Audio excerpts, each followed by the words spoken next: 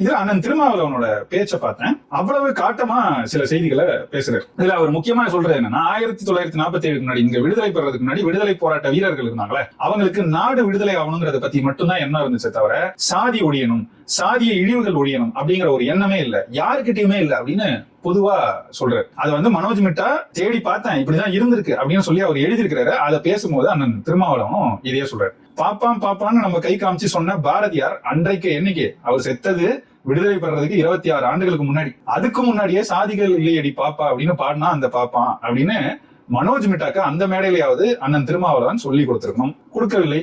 விடுதலை போராட்ட வீரர் தானே பாரதியாருமே. அந்த காலகட்டத்துல நிறைய பேர் அது மாதிரி பாடியிருக்காரு. நாமக்கல் ராமலிங்கம் பிள்ளை பாடியிருக்கிறாரு, மனோன்மணியம் சுந்தரனார் பாடியிருக்கிறாரு, ஏன் கவிமணி தேசிக விநாயகம் அவரு கூட தான் பாடியிருக்கிறாரு. இதெல்லாம் அவருக்கு மனோஜ் மிட்டாக்கு தெரிஞ்சிருக்கணும்னு நாம நினைக்கல.